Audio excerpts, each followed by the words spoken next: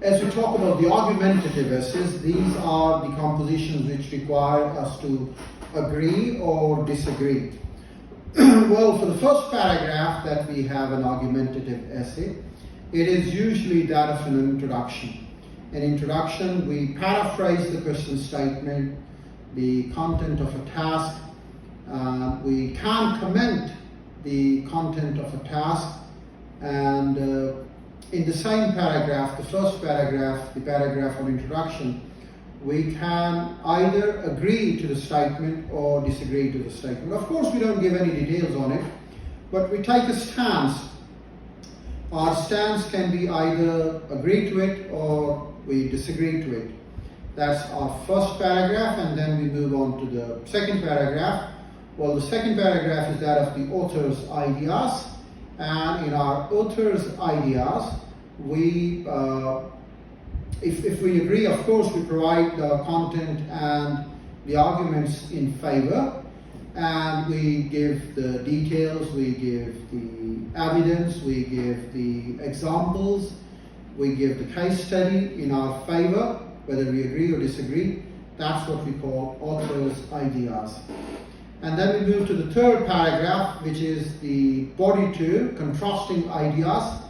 There are three entities of contrasting ideas. Ideas of the antagonist, nullify their ideas, re-establish your own ideas. Let's talk about the ideas of the antagonist.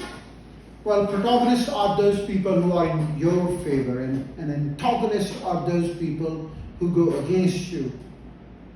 When you provide the ideas of the antagonist, it means that you talk about those people who disagree to you.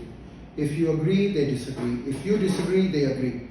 So you can say, when you stop your third paragraph, contrasting ideas paragraph, another school of thought believe, another school of thought maintain, another school of thought say, or you can say, some of the people say, some of the people believe, some of the people maintain, or you can say, the opponents say, the opponents believe, the opponents maintain. Having had said that, you in fact deliver some of the ideas of the other people, the opponents, the antagonists. Having had delivered their ideas, in fact you make it a balanced one.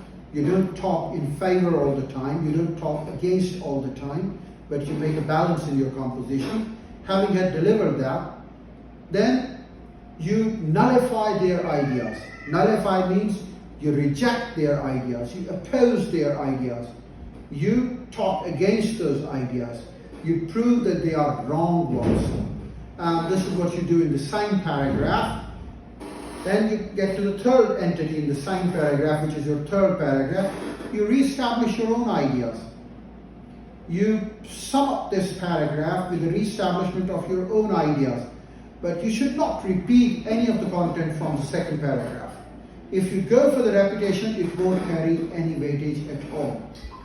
And then you go to the fourth paragraph, which is suggestions and recommendations. In your paragraph of suggestions and recommendations, you provide the suggestions on the issue. You provide the recommendations on the issue. And you provide the pieces of suggestion or advice on the issue.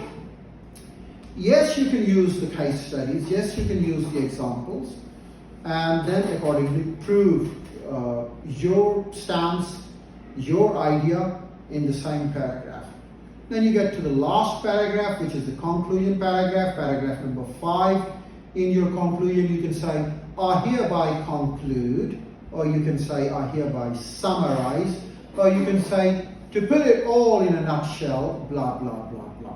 Whatever the way you want to do it, I hereby conclude, I hereby conclude, blah, blah, blah. I hereby summarize, blah, blah, blah. To put it all in a nutshell, blah, blah, blah, blah.